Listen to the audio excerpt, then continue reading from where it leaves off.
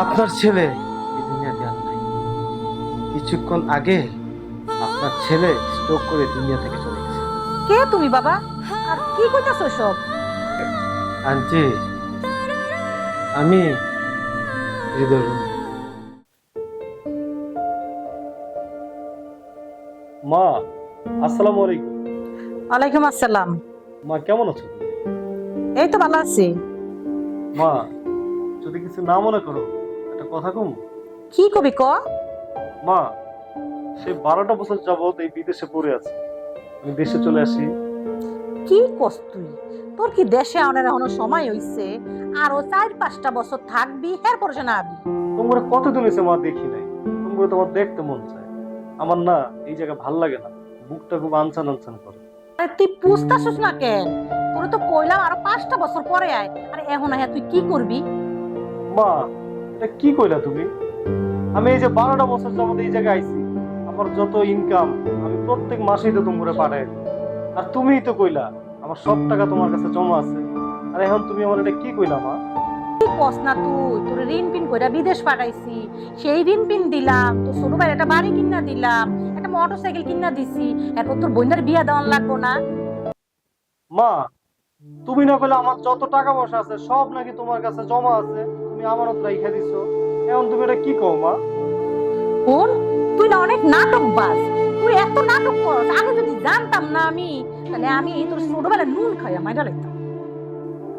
কি কও মা তুমি এসব? আমি 12 বছর ধরে বিদেশে থাইকে তোমার কত টাকা পাঠাই। প্রতি মাসে প্রতি মাসে তোমার টাকা পাঠাই।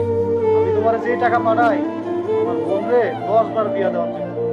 তুমি ছোট ভাইরে বাড়ি করে দিছো, আমার এই টাকা দিয়ে 10টা বাড়ি করে দেওয়া যাবে। তারপরে তোমার টাকা থাকে। আর তুমি কইতেছো এখন তোমার কাছে টাকা নাই। এটা কি কইলা মা তুমি? মা, আমি যে 12 বছর ধরে বিদেশের বাড়িতে আছি, আমি যত টাকা পয়সা পাঠাই সব তো তোমার কাছে আছে। আর তোমার কাছে তো সব আমানত হিসেবে আছে। তাইলে মা, আমি অন দেশে আইসা পড়ি, তোমার লাগে না আমার বুকটা খুব আনচান আনচান করে মা। তোমার লগে বইয়া আমি একবেলা ভাত খাবো। শুন, এত কথা কইতে পারবো না, এখন দেশে আওয়ান যাইবো না, তুই ফোন রাখ। বারবার খালি ফোন দেয়, রাখ ফোন।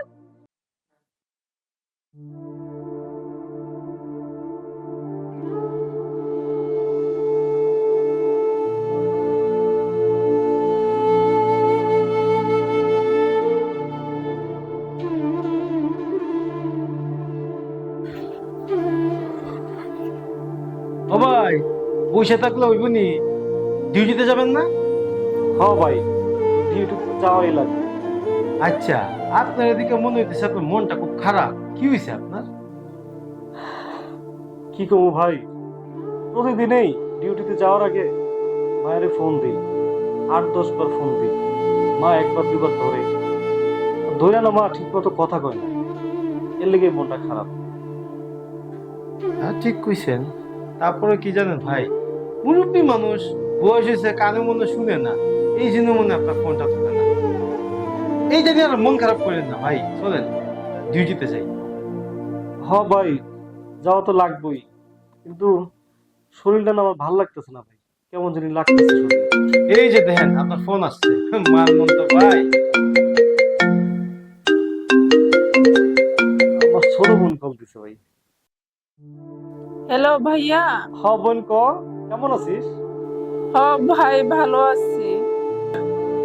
ভাইয়া, তুমি না বলছিলা আমাকে একটা আইফোন কিনে দিবা, কবে কিনে দিবা? হ বোন, আমি এই মাসে বেতনটা পায়া তোর একটা আইফোন কিনা দিব। আমি কিনা আগামী মাসে আমার একটা রুমমেট দেশে যাইব, আমি দিয়ে দেবো বোন। ঠিক আছে ভাইয়া, থ্যাংক ইউ। রাখি, হ্যাঁ।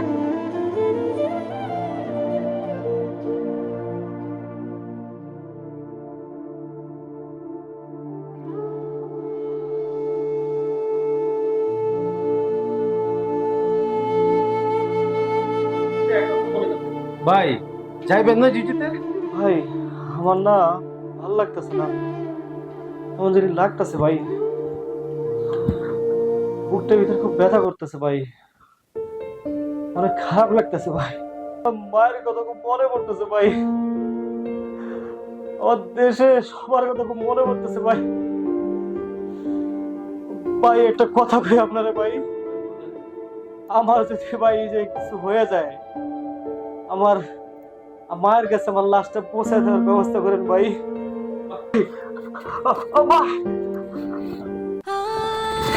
ভাই ভাই ভাই ও ভাই ভাই ও ভাই ভাই হাই হাই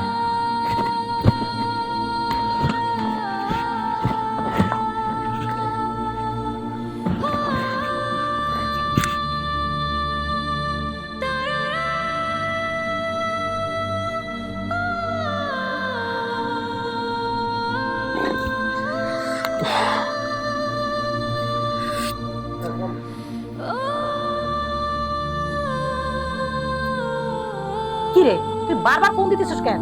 তোর কোনো কাম কাজ নাই? আন্টি আপনার ছেলে এই দুনিয়াতে আর নাই। কিছুক্ষণ আগে আপনার ছেলে স্ট্রোক করে দুনিয়া থেকে চলে গেছে। কে তুমি বাবা? আর কি কইতাছ সব? আন্টি আমি হৃদয়। আন্টি হৃদয়ের শেষ ইচ্ছা ছিল তার লাশটা যাতে দেশি দাফন করে। আপনারা লাশটি দেশে আনার চেষ্টা